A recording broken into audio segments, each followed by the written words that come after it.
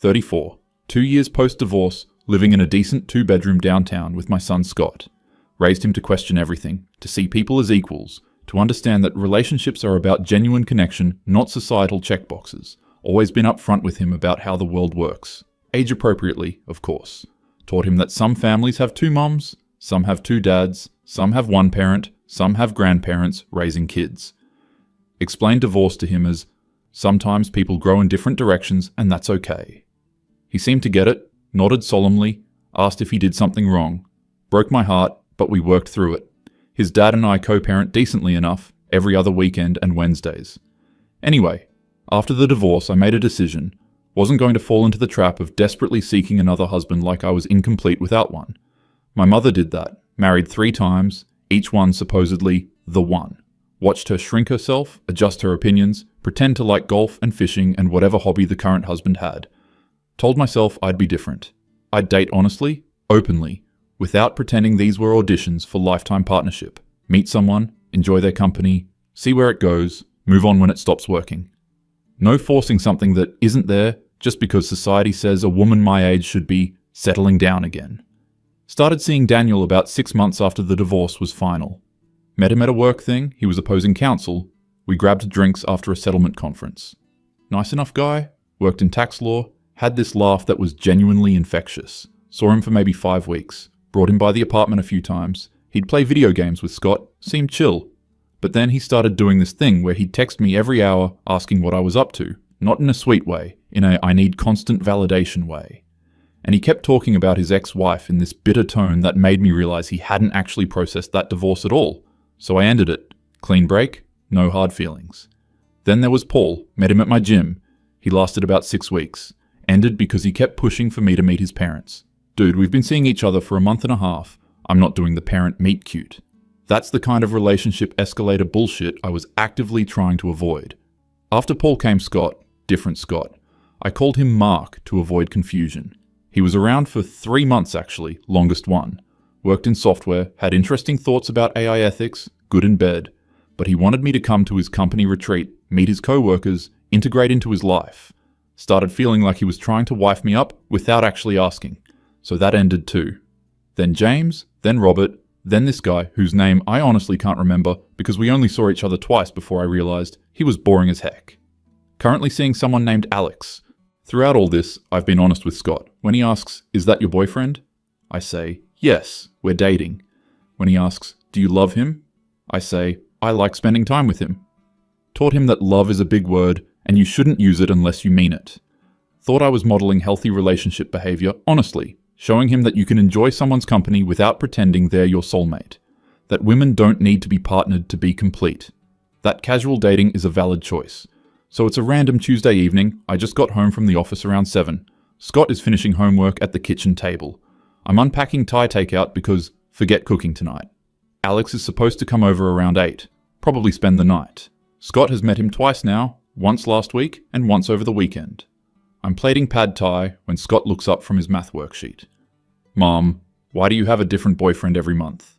Freeze mid-scoop. He's not asking it meanly, just genuinely curious. The way he asks why the sky is blue or how planes fly. And why do they all come here, like to our apartment? Sit down across from him, slowly. Brain immediately goes into lawyer mode, analyzing the question, looking for the angle. But this isn't a deposition, this is my kid. "Well, honey, I date different people because I'm figuring out what kind of person I connect with best." He nods, seems to accept this, then hits me with the follow-up. "But you always tell me I need to work on my friendships. Like when I didn't want to hang out with Tyler anymore because he was annoying, you said I should try harder and be a good friend." "Oh no." "And you said people who are real friends stick together even when it's hard sometimes." Double no. "So why don't you stick with your boyfriends even when it's hard?" Sit there for a solid 10 seconds with my mouth slightly open like an idiot. The pad thai is getting cold. I can hear the upstairs neighbor's TV through the ceiling. Scott is looking at me with these huge brown eyes, just waiting for an explanation. Because I've always told him I'll answer his questions honestly. It's been a whole thing, me being the mom who doesn't lie to her kid. When he asked where babies come from, I gave him the age-appropriate scientific explanation. When he asked about divorce, I told him the truth about people changing. When he asked why his friend Emma has 2 moms, I explained that love looks different for different people. And now here he is, asking me a completely logical question, and every answer I can think of makes me sound like a complete hypocrite. Sweetie, adult relationships are different from friendships. Even as I say it, I know it's weak. He tilts his head. But you said friendship is just another kind of relationship. You said all relationships need work and honesty and commitment. He remembered the exact words I used when he was having trouble with his best friend last year. You said commitment means showing up even when you don't feel like it. Want to die. Literally want the floor to open up and swallow me whole. That's true, but romantic relationships have different parameters than, stop myself because I'm literally using lawyer speak with my 8-year-old. He's still waiting. Okay, so the thing is, honey, I'm not looking for a serious relationship right now. I'm just enjoying getting to know different people. But why do they have to come here? Valid question, actually. Where else would they? I mean, this is where I live, sweetie. But this is where we live. Emphasis on the we. Not said angrily, just stated as fact. And you always say our home should be stable and safe and that I should feel comfortable here. Goodness, when did my kid become a philosopher? And I do feel comfortable, but also sometimes I don't know who's going to be here and if I should talk to them or if they're going to be around next week. Something in my chest twists painfully. Like, Mark used to help me with my Lego sets, and then he just wasn't here anymore. And when I asked, you said you weren't seeing him anymore. But you didn't seem sad about it. He's not wrong. I wasn't sad about Mark leaving. It had run its course, we wanted different things. I moved on. No big emotional drama, just a clean ending. Thought that was healthy, actually. Better than forcing something that wasn't working. I wasn't sad because it was a mutual decision, but if he was your friend, wouldn't you be sad? Oh no. When Tyler moved away, I cried for like 2 days, and you said that's normal because we were close. So doesn't that mean you weren't close with Mark? Then why was he here all the time? My brain is short-circuiting. I'm a litigation attorney, I argue for a living, I can defend complex corporate structures to hostile juries, and I'm getting destroyed by an 8-year-old's logic. Scott, listen, adult romantic relationships involve... There's a physical component that... Abort, not going there. What physical component? Nothing. Never mind. Different conversation for when you're older. He shrugs, goes back to his original question. So why don't you try harder with your boyfriends? Like you tell me to try harder with my friends. Feel something building in my chest. Some mix of defensiveness and shame and anger. Anger at what though? At him for asking? He's a kid asking a reasonable question. At myself? For what exactly? Take a breath. Try to center myself. Okay, Scott, here's the thing. Women, for a very long time, were expected to get married and stay married no matter what. Even if they were unhappy. Even if the relationship wasn't working. He's listening. I can tell he's trying to understand. And now, women have more freedom to choose how we want to live our lives. We don't have to get married if we don't want to. We can date people without it being serious. We can explore what we want in a partner. So you're exploring? Yes, exactly. For 2 years? Little guy has a point. Well, yes, because it takes time to figure out what you want. But you told me I need to stick with soccer, even though I said I wasn't sure I liked it, because you said I need to commit to things long enough to really know. I did say that. Like 3 months ago, when he wanted to quit soccer after 2 practices. You said I should finish the season before deciding. Soccer is different. How? How's soccer different from serial dating? Excellent question, son. Try another angle. Look, the men I date, I'm honest with them about what I want. We're both adults making adult choices. You and your friends are kids learning how to navigate relationships. So when I'm an adult, I don't have to try hard at relationships? No, that's not what I'm saying. Then what are you saying? Literally, do not know anymore. Sit there in silence for what feels like an hour, but is probably 30 seconds. Scott goes back to his math homework like this conversation is totally normal. Just decimated his mother's entire philosophical framework, and now he's doing long division. My phone buzzes. It's Alex saying he's leaving his place. We'll be here in 20. Look at my son bent over his homework. Remember Mark teaching him how to build that complicated Lego architecture set. Remember James playing catch with him in the park. Remember Paul making him pancakes on a Saturday morning. Remember Scott asking me, is Paul going to be my new dad? And me carefully explaining that, no, Paul is just someone mommy is spending time with. The look on his face, trying to understand. All these men rotating through, nice enough guys, present enough in the moment, and then just gone. While I told Scott he needed to work on his friendship with Tyler, needed to be patient with Emma even when she was bossy, needed to show up for his soccer team even when practice was boring, commitment, effort, working through difficulties, all the things I've been actively avoiding in my own life. But that's different, right? I'm modeling independence, showing him that women don't need men to complete them, that relationships should be chosen freely, not out of obligation, that you can walk away from something that isn't serving you. So why does it feel like he just exposed something rotten? Try again. Scott, the thing is, I believe that people, especially women, should be free to make choices about their personal lives without being judged.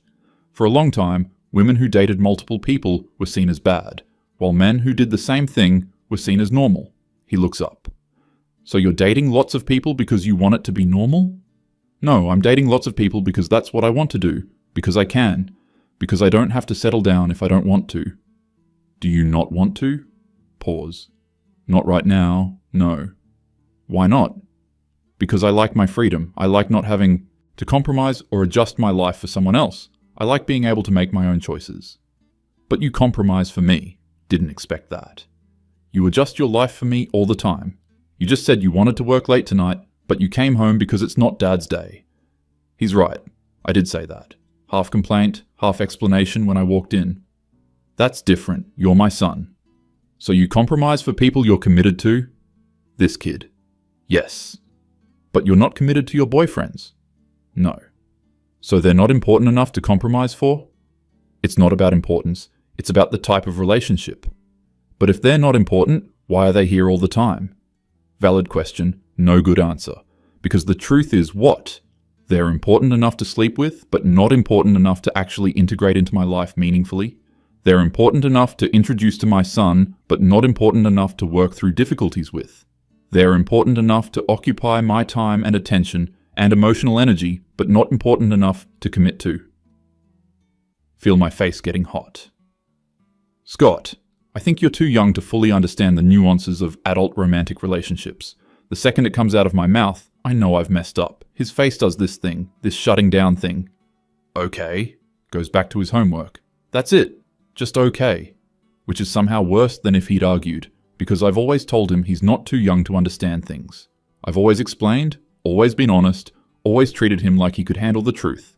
And the first time he asked me a question I don't want to answer, I pull the "you're too young" card. The card I've always said I'd never use. The card my mother used on me constantly, and I resented, sit there feeling like the worst parent on earth. Alex texts again, asking if he should bring wine. Look at my phone, look at my son, look at the cold Thai food. Think about Alex coming over, staying the night, being gone in a few weeks when I get tired of his habit of leaving cabinets open, or his opinions on something, or just the general weight of another person's expectations. Think about Scott meeting him, maybe starting to like him, and then having to adjust to his absence. Again. For the 5th or 6th or 7th time. Scott, he looks up. You're asking really good questions, and I don't think I have good answers right now. His expression softens a little. I need to think about what you said, okay?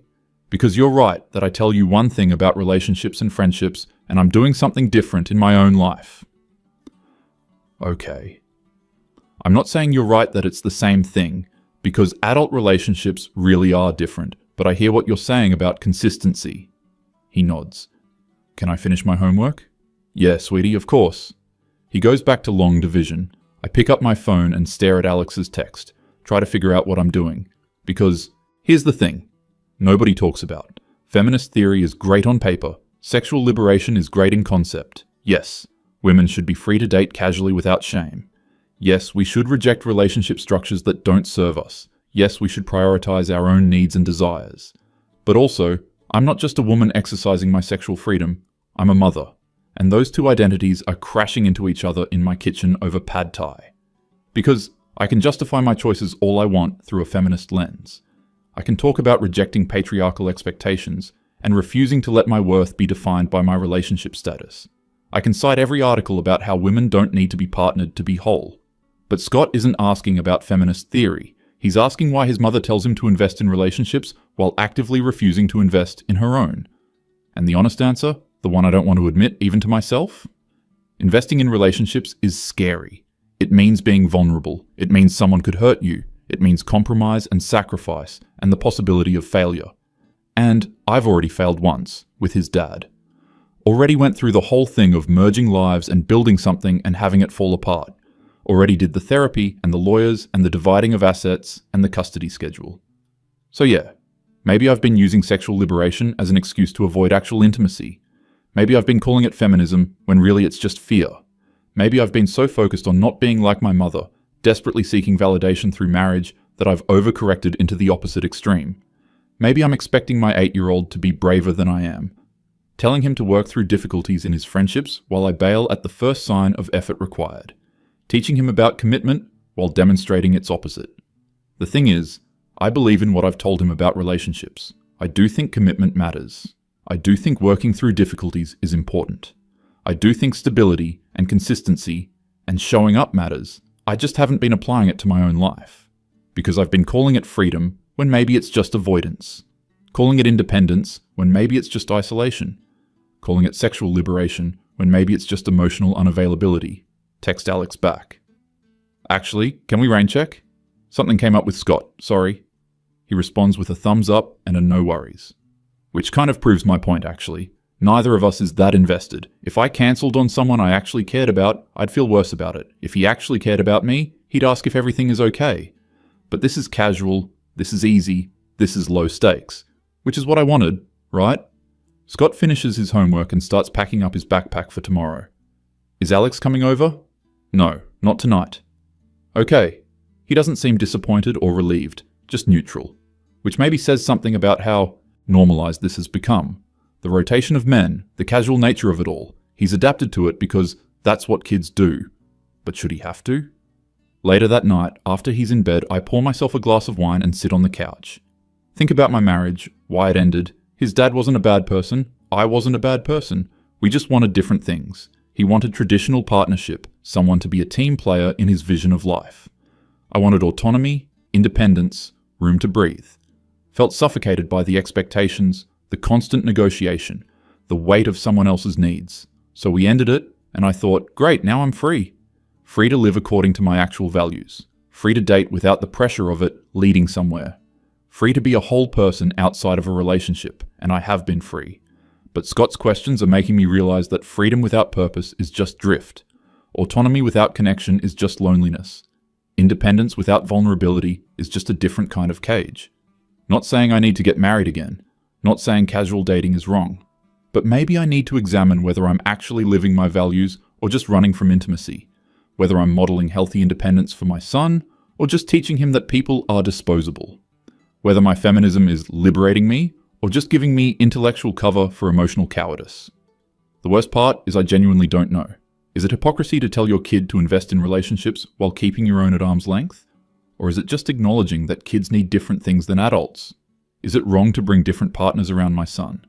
Or is it healthy to show him that dating is a normal part of adult life? Is my casual dating empowering? Or is it just another way of avoiding the hard work of actual intimacy? Think about calling my therapist, but it's 10 p.m. Think about calling my best friend, but I already know what she'll say. She's been gently suggesting that maybe I'm using feminism as a shield for the past year. I've been dismissing it as internalized misogyny, but maybe she has a point. Maybe I've been so eager to prove I don't need a man that I've closed myself off to actually wanting one. Maybe I've been so focused on not repeating my mother's mistakes that I'm making different mistakes. Maybe the revolution isn't in rejecting commitment, but in choosing it freely, on your own terms, when it's actually right. Sit there on the couch until the wine is gone and I'm no closer to answers. But at least I'm asking the questions now. At least Scott made me look at the gap between what I preach and what I practice. Whether I want to admit it or not, the kid outsmarted me, saw through my rationalizations to the core contradiction, and he did it with complete innocence, just asking honest questions. The questions I've been avoiding asking myself. Don't know what I'm going to do differently. Don't know if I'm ready to actually date. Seriously, or if I need to stop dating entirely for a while. Don't know how to reconcile my feminist beliefs with my parental responsibilities. Don't know how to explain to an 8-year-old that adults are just as confused as kids, we're just better at hiding it. But I do know that I can't keep doing what I've been doing. Can't keep telling Scott that relationships require work while treating mine as disposable. Can't keep bringing men through our home like they're interchangeable. Can't keep calling it liberation when it's starting to feel like running. Lie in bed that night, staring at the ceiling. Think about all the feminist theory I've read, all the arguments I've made about women's sexual freedom. Still believe in it, still think women should be free to date casually, without judgment. But maybe I've been using it as armor. Maybe true liberation isn't in rejecting commitment, but in having the freedom to choose it or not choose it without pressure either way. And maybe I haven't actually been free at all. Maybe I've just been reacting to my marriage, to my mother, to patriarchal expectations. Maybe I've been so busy defining myself in opposition to traditional relationship structures that I haven't figured out what I actually want. Scott's question keeps echoing. Why don't you try harder with your boyfriends? Simple question, devastating answer. Because trying is scary. Because effort implies investment. Because investment implies vulnerability. Because vulnerability implies the possibility of getting hurt. And I've been hurt enough. So I've been keeping it light, keeping it casual, keeping it safe. Calling it feminism. Calling it liberation. Calling it choice. When really it's just fear dressed up in political theory, and my 8-year-old saw through it in 30 seconds. Because kids are honest in a way adults forget how to be. They ask direct questions and expect direct answers. They see contradictions because they haven't learnt to rationalize them yet. They hold you accountable to your own stated values because they don't understand that adults are hypocrites. Scott believed me when I said relationships require work. Believed me when I said commitment matters. Believed me when I said you should try, even when it's hard. And then watched me do the opposite, and asked why. And I had no answer that didn't expose exactly what I've been avoiding, that I'm asking him to be brave in ways I'm not willing to be, that I'm teaching him values I'm not living, that I'm using feminism as an excuse for emotional cowardice. Fall asleep sometime after midnight. Wake up to Scott making cereal in the kitchen before school. He's cheerful, talking about a project due Friday. Doesn't bring up last night's conversation, because for him, it was just a question, just curiosity. He doesn't know he detonated a bomb in my worldview. Drive him to school, kiss his forehead, watch him run inside, sit in my car in the parking lot for 10 minutes, text Alex. Hey, I think we should talk. He calls immediately, probably knows what's coming. You're ending this. Yeah. Can I ask why? I'm not in the right headspace for dating right now. I need to figure some things out. Fair enough. You take care of yourself. And that's it. Clean break, no drama, exactly what I've been doing for 2 years. Except this time, it feels different. This time, it feels like maybe I'm not running toward liberation. Maybe I'm running from something else. And maybe my son just forced me to stop long enough to figure out what. Don't have answers yet. Don't know what comes next. But at least I'm asking the right questions now, even if it took an 8-year-old to make me see them.